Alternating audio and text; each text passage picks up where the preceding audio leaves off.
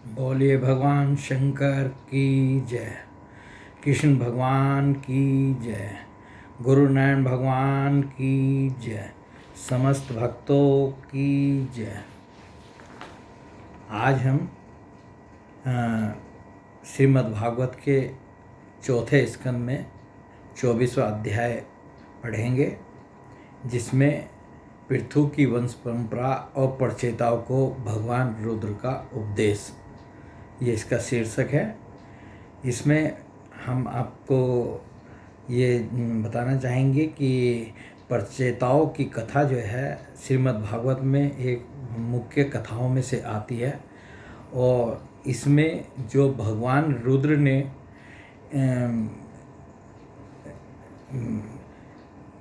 प्रचेताओं को उपदेश दिया था, उसको यज्ञोपदेश स्तोत्र कहते हैं। और वो यज्ञोपदेश उपदेश जो है भगवान की स्तुति है। उस काफ़ी लंबी वो स्तुति है, उसका पूर्ण रूप से इसमें वर्णन है। तो और ये अध्याय जो है एक महत्वपूर्ण अध्याय है श्रीमद् भागवत का, जिसमें कि भगवान श्री कृष्ण के से संबंध रखने वाली बहुत सी बातें आप सुनेंगे, और मुख्य रूप से उनके द्वारा प्रचेताओं को जो यज्ञोपदेश स्तोत्र सुनाया गया था उसको सुनेंगे। श्री मैत्रेय जी कहते हैं, विदुर जी महाराज पृथु के बाद उनके पुत्र परम यशस्वी विजितासव राजा हुए। उनका अपने छोटे भाइयों पर बड़ा स्नेह था, इसलिए उन्होंने चारों को एक एक दिशा का अधिकार सौंप दिया। राजा विजितासव ने हर्यक्ष को पूर्व, धूमकेश को दक्षिण, वृक को पश्चिम और दर्विन को उत्तर दिशा का राज्य दिया। उन्होंने इंद्र से अंतर्ध्यान होने की शक्ति प्राप्त की थी, इसलिए उन्हें अंतर्ध्यान भी कहते थे। उनकी पत्नी का नाम शिखंडिनी था। उससे उनके 3 सुपुत्र हुए। उनके नाम पावक, पवमान और सूची थे। पूर्व काल में वशिष्ठ जी का शाप होने से उपयुक्त नाम के अग्नियों ने ही उनके रूप में जन्म लिया था। आगे चलकर योग मार्ग से ये फिर अग्नि रूप हो गए। अंतर्ध्यान के नवस्वती नाम की पत्नी से एक और पुत्र रत्न हविर्धान प्राप्त हुआ। महाराज अंतर्ध्यान बड़े उदार पुरुष थे। जिस समय इंद्र उनके पिता के अश्वमेघ यज्ञ का घोड़ा हरकर ले गए थे, उन्होंने पता लग जाने पर भी उनका वध नहीं किया था। राजा अंतर्ध्यान ने कर लेना, दंड देना, जुर्माना वसूल करना आदि कर्तव्यों को बहुत कठोर एवं दूसरों के लिए कष्टदायक समझकर एक दीर्घकालीन यज्ञ में दीक्षित होने के बहाने अपना राजकाज छोड़ दिया। यज्ञ कार्य में लगे रहने पर भी उन आत्मज्ञानी राजा ने भक्त व्यंजन पूर्णतम परमात्मा की आराधना करके सुदृढ़ समाधि के द्वारा भगवान के दिव्य लोक को प्राप्त किया। इसमें देखिए, ये जो महाराज अंतर्ध्यान की कथा आई है, और इनके द्वारा जो इंद्र का जो है इंद्र जो है इनके पिता के अश्वमेध यज्ञ में जो घोड़ा हर कर ले गए थे, ये सब कथाएं जो है श्रीमद् भागवत में आएंगी। और जब हम श्रीमद् भागवत की कथाओं को सुनेंगे, ये सब जो हैं इनमें उसमें विस्तार रूप से आई है और उसमें पढ़ेंगे। विदुर जी हविर्धान की पत्नी हविर्धानी ने भैषद, गय, शुक्ल, कृष्ण, सत्य और जितवत्र नाम के 6 पुत्र पैदा किए। कुरुश्रेष्ठ विदुर जी इनमें हविर्धान के पुत्र महाभाग, भैषद, यज्ञादि कर्मकांड और योगाभ्यास में कुशल थे। उन्होंने प्रजापति का पद प्राप्त किया। उन्होंने एक स्थान के बाद दूसरे स्थान में लगातार इतने यज्ञ किए कि यह सारी भूमि पूर्व की ओर अग्रभाग करके फैलाए हुए कुशों से पट गई थी। इसी से आगे चलकर वे प्राचीन भई नाम से विख्यात हुए। राजा प्राचीन भई ने ब्रह्मा जी के कहने से समुद्र की कन्या सतद्रुति से विवाह किया था।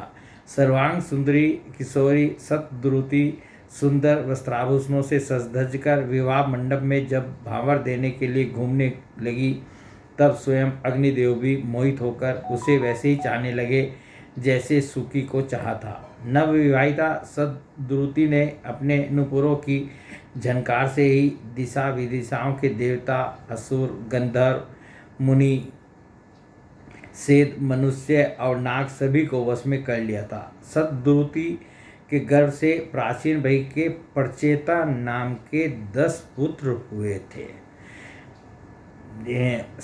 ये समझ लीजिए प्रचेता कौन थे ये और कैसे इनका जन्म हुआ था। सतद्रुति के गर्भ से प्राचीन भाई के प्रचेता नाम के 10 पुत्र हुए थे। ये प्राचीन भाई के पुत्र थे। वे सब बड़े ही धर्मज्ञ तथा एक से एक नाम और आचरण वाले थे। जब पिता ने उन्हें संतान उत्पन्न करने का आदेश दिया तब उन सब ने तपस्या करने के लिए समुद्र में प्रवेश किया। वहाँ 10,000 वर्ष तक तपस्या करते हुए उन्होंने तप का फल देने वाले श्री हरि की आराधना की। घर से तपस्या करने के लिए जाते समय मार्ग में श्री महादेव जी ने उन्हें दर्शन देकर कृपा पूर्वक जिस तत्व का उपदेश दिया था उसी का वे एकाग्रता पूर्वक ध्यान, जप और पूजन करते रहे। विदुर जी ने पूछा, ब्राह्मण, मार्ग में प्रचेताओं का श्री महादेव जी के साथ किस प्रकार समागम हुआ और उन पर प्रसन्न होकर भगवान शंकर ने उन्हें क्या उपदेश किया, वह सारयुक्त बात आप कृपा करके मुझसे कहिए। ब्रह्म ऋषि, शिव जी के साथ समागम होना तो देहधारियों के लिए बहुत कठिन है, औरों की तो बात ही क्या है। मुनिजन वे सब प्रकार की आसक्ति छोड़कर उन्हें पाने के लिए उनका निरंतर ध्यान ही क्या करते हैं, किंतु सहज में पाते नहीं। यद्यपि भगवान शंकर आत्माराम हैं, उन्हें अपने लिए न कुछ करना है न पाना है, तो भी इस लोक सृष्टि की रक्षा के लिए वे अपनी घोर रूपा शक्ति यानी शिवा के साथ सर्वत्र विचरते रहते हैं। श्री मैत्रेय जी ने कहा, विदुर जी, साधु स्वभाव प्रचेतागण पिता की आज्ञा शिरोधार्य कर तपस्या में चित्त लगा पश्चिम की ओर चल दिए। चलते चलते उन्होंने समुद्र के समान विशाल एक सरोवर देखा। वह महापुरुषों के चित्त के समान बड़ा ही स्वस्थ था तथा उसमें रहने वाले मत्स्य आदि जलजीव भी प्रसन्न जान पड़ते थे। उसमें नील कमल, लाल कमल, रात में, दिन में और सायंकाल में खिलने वाले कमल तथा इंदिवर आदि अन्य कई प्रकार के कमल सुशोभित थे। उसके तटों पर हंस,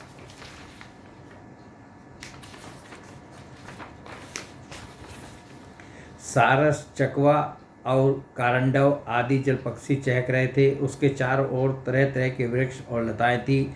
उन पर मतवाले भौरे गूंज रहे थे। उनकी मधुर ध्वनि से हर्षित होकर मानो उन्हें रोमांच हो रहा था। कमल कोश के परागपुंज वायु के झकोरों से चारों ओर उड़ रहे थे, मानो वहाँ कोई उत्सव हो रहा है। वहाँ मृदंग, पनव और बाजों के साथ अनेक दिव्य राग रागनियों की क्रम से गायन की मधुर ध्वनि सुनकर उन राजकुमारों को बड़ा आश्चर्य हुआ। इतने में ही उन्होंने देखा कि देवादिदेव भगवान शंकर अपने अनुचरों के सहित उस सरोवर से बाहर आ रहे हैं। उनका शरीर तपी हुई सुवर्ण राशि के समान कांतिमान है, कंठ नीलवर्ण है तथा 3 विशाल नेत्र हैं। वे अपने भक्तों पर अनुग्रह करने के लिए उद्यत हैं। अनेकों गंधर्व उनका सुयश गा रहे हैं। उनका सहसा दर्शन पाकर प्रचेताओं को बड़ा कुतूहल हुआ और उन्होंने शंकर जी के चरणों में प्रणाम किया। तब शरणागत भयहारी धर्मवत्सल भगवान शंकर ने अपने दर्शन से प्रसन्न हुए उन धर्मज्ञ और शील संपन्न राजकुमारों से प्रसन्न होकर कहा, श्री महादेव जी बोले, तुम लोग राजा प्राचीन भाई के पुत्र हो, तुम्हारा कल्याण हो। तुम जो कुछ करना चाहते हो वह भी मुझे मालूम है। इस समय तुम लोगों पर कृपा करने के लिए ही मैंने तुम्हें इस प्रकार दर्शन दिया है। जो व्यक्ति अव्यक्त प्रकृति तथा जीव संज्ञक पुरुष इन दोनों की नियामक भगवान वासुदेव की साक्षात शरण लेता है वह मुझे प्रिय है। अपने वर्णाश्रम धर्म का भली भांति पालन करने वाला पुरुष 100 जन्म के बाद ब्रह्मा के पद को प्राप्त होता है और इससे भी अधिक पुण्य होने पर वह मुझे प्राप्त होता है। परंतु जो भगवान का अनन्य भक्त है वह तो मृत्यु के बाद ही सीधे भगवान विष्णु के उस सर्व प्रपंचातीत परम पद को प्राप्त हो जाता है, जिसे रुद्र रूप में स्थित मैं तथा अन्य आधिकारिक देवता अपने अपने अधिकार की समाप्ति के बाद प्राप्त करेंगे।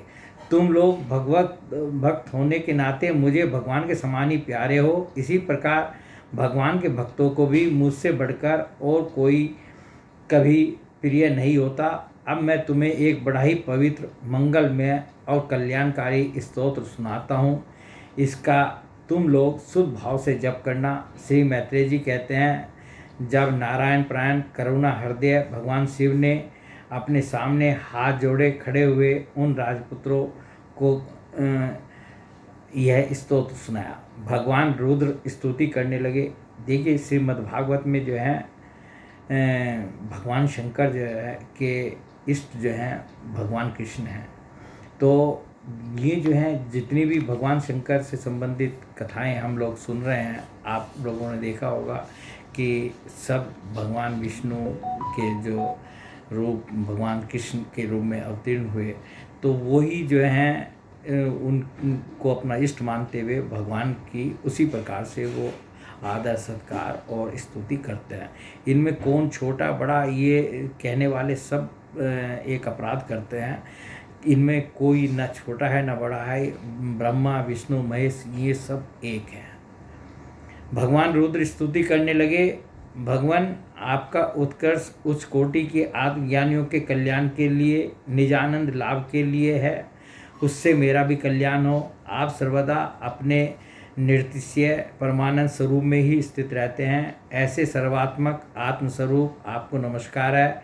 आप पद्मनाभ समस्त लोकों के आदि कारण हैं। भूत सूक्ष्म यानी तन्मात्र और इंद्रियों के नियंता, शांत एक रस और स्वयं प्रकाश वासुदेव यानी चित्त के अधिष्ठाता भी आप ही हैं।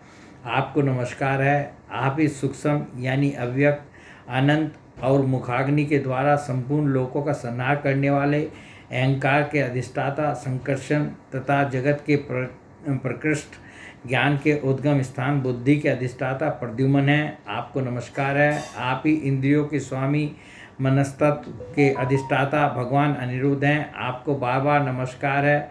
आप अपने तेज से जगत को व्याप्त करने वाले सूर्य देव हैं। पूर्ण होने के कारण आप में वृद्धि और क्षय नहीं होता। आपको नमस्कार है। आप स्वर्ग और मोक्ष के द्वार तथा निरंतर पवित्र हृदय में रहने वाले हैं। आपको नमस्कार हैं। आप ही सुवर्ण रूप, वीर्य से युक्त और चातुर्होत्र कर्म के साधन तथा विस्तार करने वाले अग्निदेव हैं। आपको नमस्कार है। आप पितर और देवताओं के पोषक सोम हैं तथा तीनों वेदों के अधिष्ठाता हैं। हम आपको नमस्कार करते हैं। आप ही समस्त प्राणियों को तृप्त करने वाले सर्वरस जल रूप हैं। आपको नमस्कार है। आप समस्त प्राणियों के देह, पृथ्वी और विराट स्वरूप हैं तथा त्रिलोकी की रक्षा करने वाले मानसिक, इंद्रियक और शारीरिक शक्ति स्वरूप वायु यानी प्राण हैं। आपको नमस्कार है। आप ही अपने गुण शब्द के द्वारा समस्त पदार्थों का ज्ञान कराने वाले तथा बाहर भीतर का भेद करने वाले आकाश हैं तथा आप ही महान पुण्यों से प्राप्त होने वाले परम तेजों में स्वर्ग, वैकुंठ आदि लोक हैं। आपको पुनः पुनः नमस्कार है। आप पितृलोक की प्राप्ति कराने वाले प्रवृत्ति क्रम रूप और देवलोक की प्राप्ति के साधन निवृत्ति क्रम रूप हैं तथा आप ही अधर्म के फल रूप दुखदायक मृत्यु हैं। आपको नमस्कार है। नाथ, आप ही पुराण पुरुष तथा सांख्य और योग के अधीश्वर भगवान श्री कृष्ण हैं। आप सब प्रकार की कामनाओं की पूर्ति के कारण साक्षात मंत्र मूर्ति और महान धर्म स्वरूप हैं। आपकी ज्ञान शक्ति किसी भी प्रकार कुंठित होने वाली नहीं है। आपको नमस्कार है। नमस्कार है। आप ही कर्ता, करण और क्रम तीनों शक्तियों के एकमात्र आश्रय हैं। आप ही अहंकार के अधिष्ठाता रुद्र हैं। आप ही ज्ञान और क्रिया स्वरूप हैं तथा आपसे ही परा, पश्यंती, मध्यमा और बैखरी चार प्रकार की वाणी की अभिव्यक्ति होती है। आपको नमस्कार है। देखिए, मैं एक चीज़ और मैंने श्रीमद्भागवत की स्तुतियों में पढ़ते हुए जो स्वयं महसूस किया है कि यदि हम कुछ भी नहीं कर सकते और हम भगवान को सिर्फ नमस्कार ही करते हैं, बहुत सी स्तुतियों में जो है यह सब ने जो है जो भगवान की स्तुति की है, यहाँ भगवान शंकर जो है भगवान कृष्ण की स्तुति कर रहे हैं, तो उसमें जो है वो बार बार कहते हैं आपको नमस्कार है, आपको नमस्कार है, आपको नमस्कार है। तो यदि हम जो है भगवान को सिर्फ और सिर्फ नमस्कार भी कर लें तो ये भी हमारी भक्ति है। भगवान जो है हमारे हृदय की, हमारे अंदर की एक एक बात को जानते हैं, वो सब समझते हैं, तो वो हमारे इस नमस्कार को भी अवश्य स्वीकार करते हैं। तो यदि हम कुछ भी नहीं कर सकते तो भगवान को कम से कम नमस्कार कर सकते हैं, नमस्कार कर लिया करें। आगे स्तुति में भगवान शंकर कहते हैं, प्रभो हमें आपके दर्शनों की अभिलाषा है, अतः आपके भक्तजन जिसका पूजन करते हैं और जो आपके निज जनों को अत्यंत प्रिय हैं, अपने उस अनूप रूप की आप हमें झांकी कराइए। आपका वह रूप अपने गुणों से समस्त इंद्रियों को तृप्त करने वाला है। वह वर्षाकालीन मेघ के समान स्निग्ध, श्याम और संपूर्ण सौंदर्यों का सार सरसव है। सुंदर चार विशाल भुजाएं, महा मनोहर मुखारविंद, कमल दल के समान नेत्र, सुंदर भुएं, सुगढ़ नासिका, मनमोहिनी दंतपक्ति, अमोल कपोलयुक्त मनोहर मुखमंडल और शोभाशाली समान कर्ण युगल है। प्रीतिपूर्ण उन्मुक्त हास्य, तिरछी चितवन, काली काली घुंघराली अलकें, कमल कुसुम की केसर के समान फहराता हुआ पीताम्बर, झिलमिलाते हुए कुंडल, चमचमाते हुए मुकुट, कंकन, हार, नुपुर और मेखला आदि विभिन्न आभूषण तथा शंख, चक्र, गदा, पद्म, वनमाला और कौस्तुभ मणि के कारण उसकी अपूर्व शोभा है। उसके सिंह के समान स्थूल कंधे हैं, जिन पर हार, केयूर एवं कुंडलादि की कांति झिलमिलाती रहती है तथा कौस्तुभ मणि की कांति से सुशोभित मनोहर ग्रीवा है।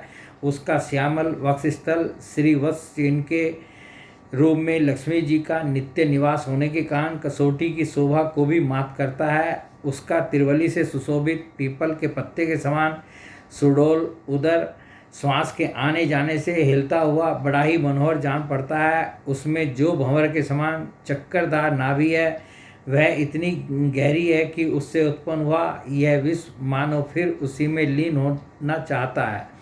श्यामवन कटिभाग में पीताम्बर और सुवर्ण की मेखला शोभायमान है। समान और सुंदर चरण, पिंडली, जांग और घुटनों के कारण आपका दिव्य विग्रह बड़ा ही सुगढ़ जान पड़ता है। आपके चरण कमलों की शोभा शरद ऋतु के कमल दल की कांति का भी तिरस्कार करती है। उनके नखों से जो प्रकाश निकलता है वह जीवों के हृदयांधकार को तत्काल नष्ट कर देता है। हमें आप कृपा करके भक्तों के भयहारी एवं आश्रय स्वरूप उसी रूप का दर्शन कराइए। जगत गुरु, हम अज्ञानावर्त प्राणियों को अपनी प्राप्ति का मार्ग बतलाने वाले आप ही हमारे गुरु हैं। यहाँ मैं एक और बात कहना चाहूँगा कि भगवान के सौंदर्य का भी जो है श्रीमद् भागवत में जगह जगह वर्णन हुआ है। और भगवान का सौंदर्य, भगवान के शरीर के ऊपर जो उन्होंने धारण कर रखा है, भगवान का शरीर कैसा है, भगवान कितने सुंदर हैं, कैसे दिखते हैं, उनके केस कैसे हैं, उनकी वनमाला कैसी है, तो इनमें से जिसका भी ये सब ध्यान की वस्तुएं हैं।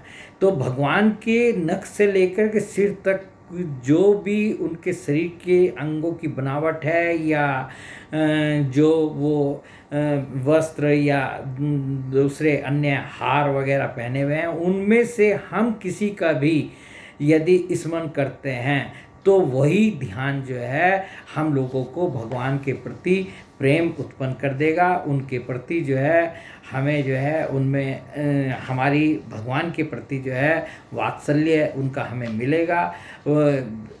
वो जो भी उनका सौंदर्य का वर्णन भागवत में जहाँ जहाँ भी आया है वो ध्यान की वस्तु है। मेरे विचार से जो है वो उन सब का हमें ध्यान करना चाहिए। पर वो चित्त शुद्धि की अभिलाषा रखने वाले पुरुष को आपके इस रूप का निरंतर ध्यान करना चाहिए।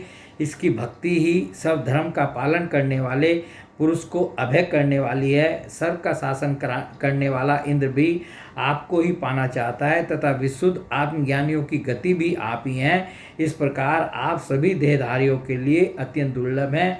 केवल भक्तिमान पुरुष ही आपको पा सकते हैं। सत्पुरुषों के लिए भी दुर्लभ अनन्य भक्ति से भगवान को प्रसन्न करके, जिनकी प्रसन्नता किसी अन्य साधना से दुसाध्य है, ऐसा कौन होगा जो उनके चरण तल के अतिरिक्त और कुछ चाहेगा। जो काल अपने अदम्य उत्साह और पराक्रम से फड़कती हुई मोह के इशारे से सारे संसार का संहार कर डालता है, वह भी आपके चरण की शरण में गए हुए प्राणी पर अपना अधिकार नहीं मानता। ऐसे भगवान के प्रेमी भक्तों का यदि आधे क्षण के लिए भी समागम हो जाए तो उसके सामने मैं स्वर्ग और मोक्ष को कुछ नहीं समझता। फिर मर्त्यलोक के तुच्छ भोगों की तो बात ही क्या है। प्रभु, आपके चरण संपूर्ण पाप राशि को हल लेने वाले हैं। हम तो केवल यही चाहते हैं कि जिन लोगों ने आपकी कीर्ति और तीर्थ यानी गंगा जी में आंतरिक और बाह्य स्नान करके मानसिक और शारीरिक दोनों प्रकार के पापों को भी धो डाला है, तथा जो जीवों के प्रति दया, राग, द्वेष रहित चित्त तथा सरलता आदि गुणों से युक्त हैं, उन आपके भक्तजनों का संग हमें सदा प्राप्त होता रहे। यही हम पर आपकी बड़ी कृपा होगी। जिस साधक का चित्त भक्ति योग से अनुग्रहित एवं विशुद्ध होकर न तो बाह्य विषयों में भटकता है और न अज्ञान गुया रूप प्रकृति में ही लीन होता है, वह अनायासी आपके स्वरूप का दर्शन पा जाता है, जिसमें यह सारा जगत दिखाई देता है, और जो स्वयं संपूर्ण जगत में भास रहा है वह आकाश के समान विस्तृत और परम प्रकाश में ब्रह्म तत्व आप ही हैं। देखिए, श्रीमद् भागवत में भगवान के चरणों का भी बार बार वर्णन आया है। भगवान के चरणों की शरणागति, भगवान के चरणों में प्रेम, भगवान के चरणों में नमस्कार, इन सब के साथ जो है कोई ना कोई वाक्य जुड़ा हुआ है।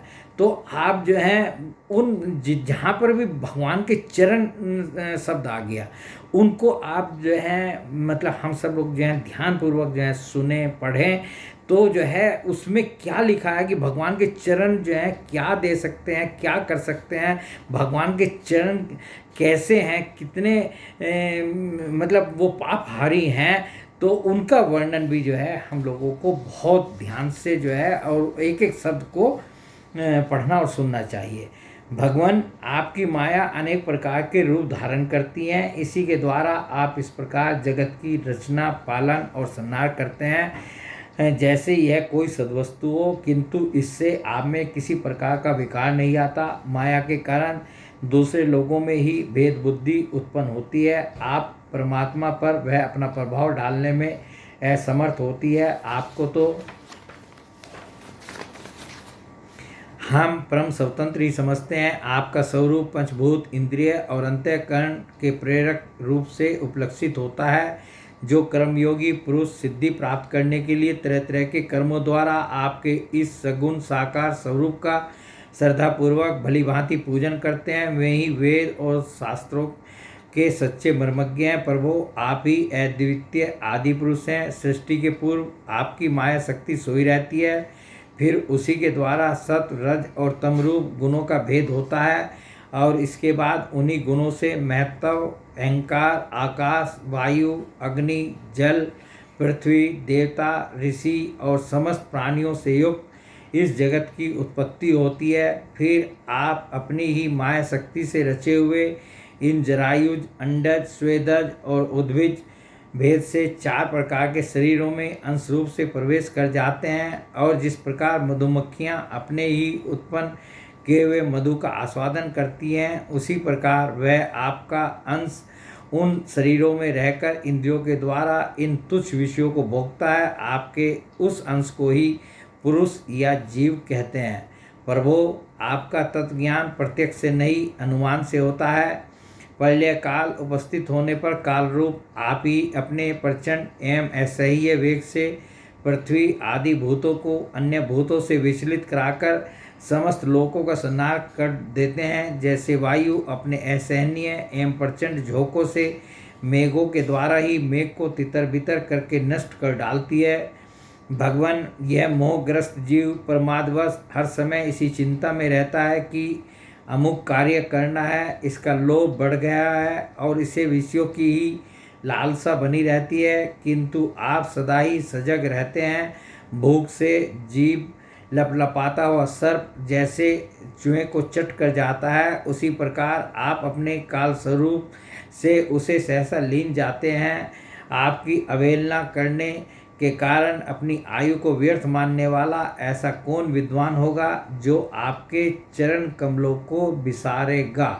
इनकी पूजा तो काल की आशंका से ही हमारे पिता ब्रह्मा जी और स्वयंभू आदि 14 मनुओं ने भी बिना कोई विचार किए केवल श्रद्धा से ही की थी। ब्राह्मण इस प्रकार सारा जगत रुद्र रूप काल के भय से व्याकुल है। अतः परमात्मन इस तत्व को जानने वाले हम लोगों के तो इस समय आप ही सर्वथा भय शून्य आश्रय हैं। राजकुमारों, तुम लोग विशुद्ध भाव से ये जो है हमने जो ये स्तोत्र सुना, भगवान शंकर ने जो कहा, ये इसकी समाप्ति के बाद जो है भगवान शंकर उन परचेताओं को कह रहे हैं, राजकुमारों, तुम लोग विशुद्ध भाव से सब धर्म का आचरण करते हुए भगवान में चित्त लगाकर मेरे कहे हुए इस स्तोत्र का जप करते रहो। भगवान तुम्हारा मंगल करेंगे। तुम लोग अपने अंतःकरण में स्थित उन सर्वभूतांतर्यामी परमात्मा श्री हरि का ही बार बार स्तवन और चिंतन करते हुए पूजन करो। मैंने तुम्हें यह योगादेश नाम का स्तोत्र सुनाया है। तुम लोग इसे मन से धारण कर मुनिव्रत का आचरण करते हुए इसका एकाग्रता से आदरपूर्वक अभ्यास करो। यह स्तोत्र पूर्व काल में जगत विस्तार के इच्छुक प्रजापतियों के पति भगवान ब्रह्मा जी ने प्रजा उत्पन्न करने की इच्छा करने वाले हम भृगु आदि अपने पुत्रों को सुनाया था। जब हम प्रजापतियों को प्रजा का विस्तार करने की आज्ञा हुई, तब इसी के द्वारा हमने अपना अज्ञान निवृत्त करके अनेक प्रकार की प्रजा उत्पन्न की थी। अब भी जो भगवत प्राण पुरुष इसका एकाग्र चित्त से नित्य प्रति जप करेगा, उसका शीघ्र ही कल्याण हो जाएगा। इस लोक में सब प्रकार के कल्याण साधनों में मोक्षदायक ज्ञान ही सबसे श्रेष्ठ है। ज्ञान नौका पर चढ़ा हुआ पुरुष अनायासी इस दुस्तर संसार सागर को पार कर लेता है। यद्यपि भगवान की आराधना बहुत कठिन है, किंतु मेरे कहे हुए इस स्तोत्र का जो श्रद्धापूर्वक पाठ करेगा, यह सुगमता से ही उनकी प्रसन्नता प्राप्त कर लेगा। भगवान ही संपूर्ण कल्याण साधनों के एकमात्र प्यारे प्राप्तव्य हैं। अतः मेरे गाए हुए इस स्तोत्र के गान से उन्हें प्रसन्न करके वह स्थिर चित्त होकर उनसे जो कुछ चाहेगा प्राप्त कर लेगा। जो पुरुष उस काल में उठकर इसे श्रद्धापूर्वक हाथ जोड़कर सुनता या सुनाता है, वह सब प्रकार के कर्म बंधनों से मुक्त हो जाता है। राजकुमारों, मैंने तुम्हें जो यह परम पुरुष परमात्मा का स्तोत्र सुनाया है, इसे एकाग्र चित्त से जपते हुए तुम महान तपस्या करो। तपस्या पूर्ण होने पर इसी से तुम्हें अभीष्ट फल प्राप्त हो जाएगा।